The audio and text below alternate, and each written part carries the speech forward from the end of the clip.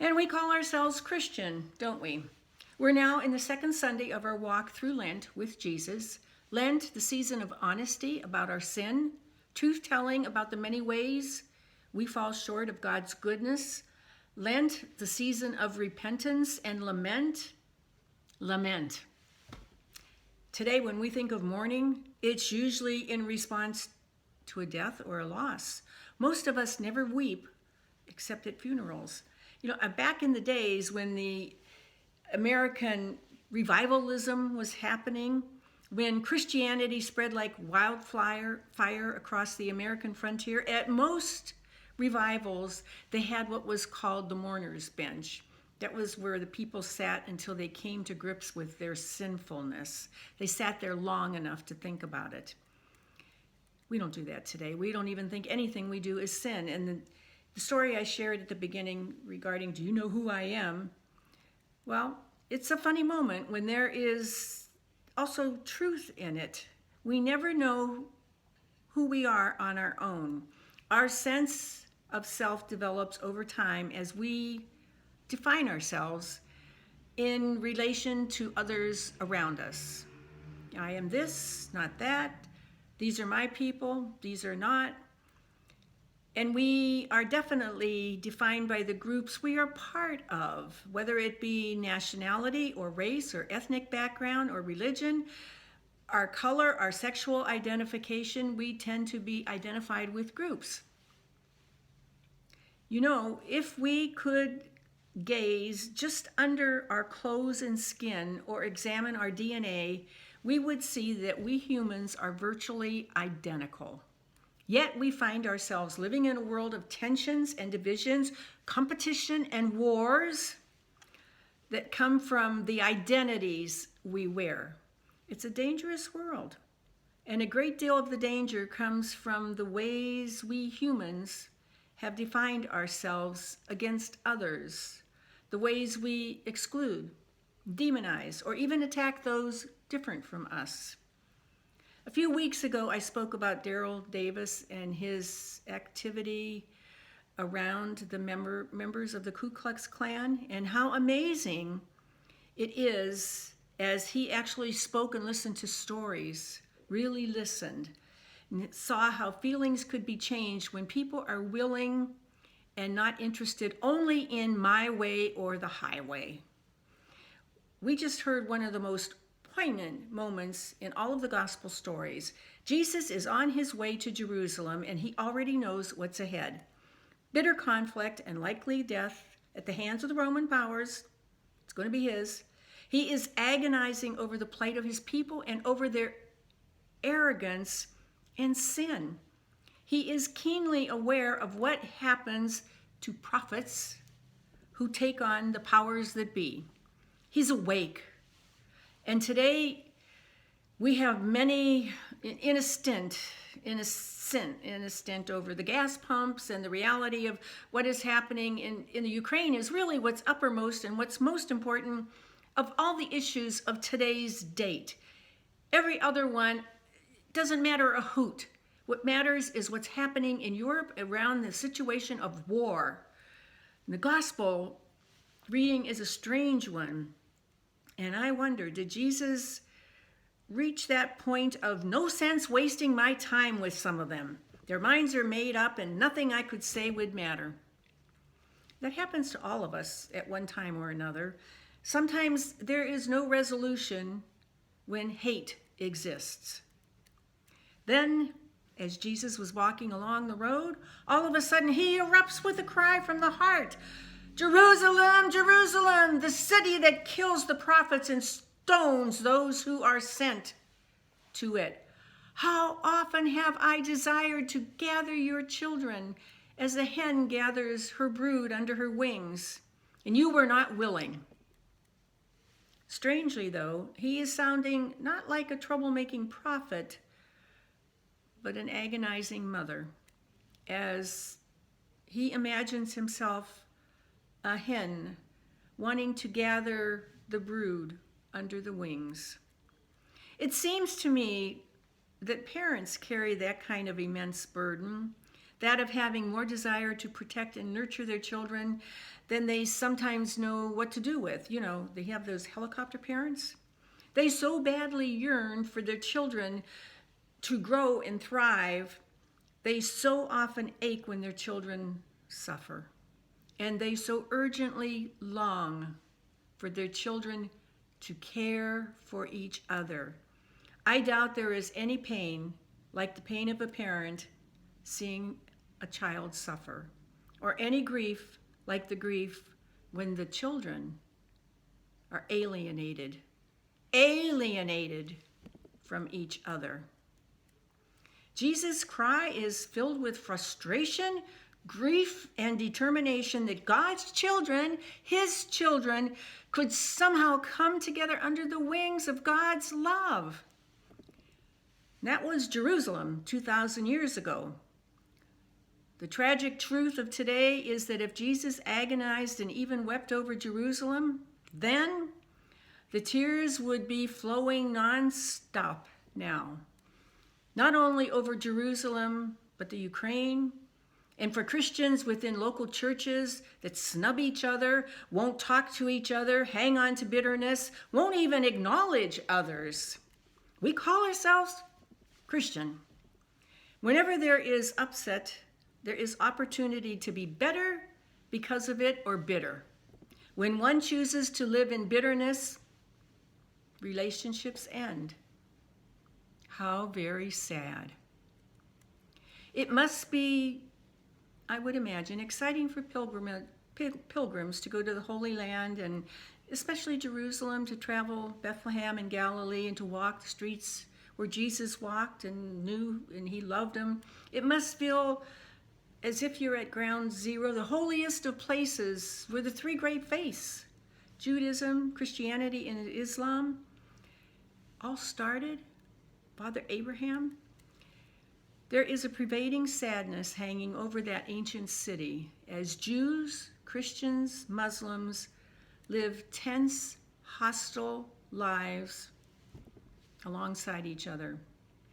A friend of mine described it as the broken heart of the world because for all its riches, it seemed to be deeply fractured. A place broken in a way that mirrored all of the world's brokenness. We are seeing desperate situations right now in the Ukraine. They are being rapidly pushed out of their homeland for no reason other than a bully wants to return to the past, a long ago past. A bully wants to be head of over church and state. This country of Ukraine has been in place, and now somebody who rose to the top within 10 short years has decided to conquer and kill. And I think it was around 2019 when the Ukraine wanted their own Orthodox church. And Mr. Putin began his plot. Are we once again in a religious war? Will Christians ever learn to quit fighting each other? Jesus' words heard this morning, Jerusalem, Jerusalem, how often have I desired to gather your children as a hen gathers her brood under her wings, and you were not willing. Instead of Jerusalem, Jerusalem, he would say Europe, or in any place where there is division. I have desired to gather your children together, and the children don't want to come together. Maybe it would be, oh, Washington, Washington, what high hopes I had for you, with what promises you began this century, and now, look how you have squandered your future. See how you have disregarded the judgments of God. I wonder if it was something like that. It was Jesus' cry from the heart for the people of the city to leave behind their divisions and turn to God and to love their neighbors. Lent has traditionally been the season for repentance, and the church gives us 40 days to mourn all the ways that we have disappointed ourselves, disappointed God with the way we have lived and the things we have done and left undone. And when you look at the state of our lives as well as our nation, in our world, there is a lot to mourn. Today, though, we would have to say that Jesus' cry from the heart isn't directed simply at the Holy Land called Jerusalem, but to a much larger Holy Land called Mother Earth, where the divisions, especially among Russian and Ukraine, and even within communities of faith, are equally tragic and dangerous. Those three monotheistic religions all had their roots in that Father Abraham that we heard about in the Old Testament reading, with his courageous wife Sarah, and their hope in their ripe old age to trust God and set out to wherever God led them. But now these three religious regions bicker, compete, and dismiss each other all around the globe. It is quite an irony, isn't it, that all three religions speak of a God whose essence is love and who calls his followers to love one another.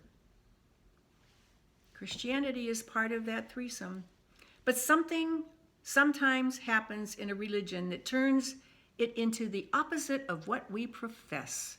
It becomes a force for hatred and exclusion. So some don't just disagree, they hate. Russian Orthodox versus Ukrainian Orthodox has become an issue. Religion, Christianity. What is missing in all is that we need a sense of humility before the vast mastery of God. A sense of modesty about God's working in the world, and a sense that love of neighbor should trump all the jockeying for power and position. We need more than just tolerance. Former Chief Rabbi of Great Britain, Jonathan Sacks, some of you might remember, said, "We need to affirm the diversity of God's world and the multiple paths of faith, and see the mission of these faith traditions to be a work together for a peaceful, hopeful world for everyone." Within our own Christian faith, Jesus reveals God to be the one who seeks out cheaters, prostitutes, women, children, the sick, the hated Samaritans, and the unclean lepers. All those who beyond, they're like out there somewhere. In fact, St. Paul says Christ on the cross has broken down the dividing wall that is the hostility between us. There is nothing more important for the future of our world, especially in this nuclear age, than for the world's greatest religions and leaders to embrace this modesty and wide open divine welcome. I remember in the days just after 9/11 reading Auden's great poem, September 1, 1939, with the line that had this power keg of a world seems truer than ever. We must love one another or die. To love doesn't mean to like, to agree with, or even to approve of. It means to respect, to honor, and to commit ourselves to the well-being of those whose lives differ profoundly from our own. This kind of love isn't optional if the human race can survive in this interconnected world. Every now and then we see signs of walls coming down. 2 years ago, there was a Muslim group of theologians that basically said there's a common world between Muslims and Christians. It opened this way: Muslims and Christians together make up over half of the world's population. Without peace and justice between the two religion communities, there can be no meaningful peace. The future of the world depends on peace between Muslims and Christians. But today, we are on the brink of a nuclear war. Throughline, a program on National Public Radio, about 6 weeks ago, did a program on Mr. Putin's advance to power. Talk about being in the right place at the right time. Took him only 10 years, and blind acceptance put him in that power position. I believe he wants to go back as far as this is personal. I believe he wants to go back as far as the 10th century so he could be head of church and state. Today, we have the Orthodox Christians against another group of Orthodox Christians. Always Christians against Christian.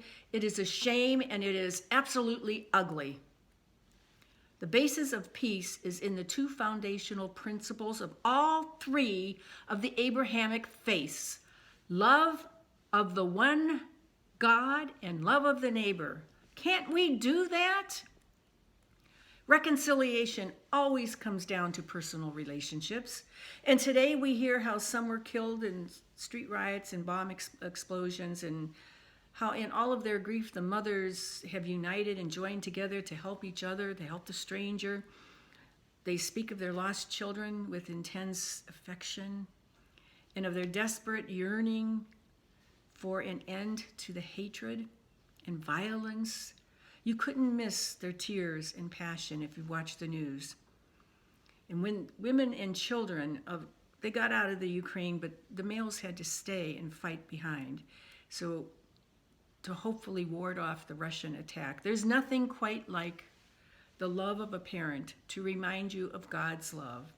And there's nothing quite like mother love of God that Jesus shows us today. Jerusalem, Jerusalem, how often have I desired to gather your children together as a hen gathers her brood under her wings.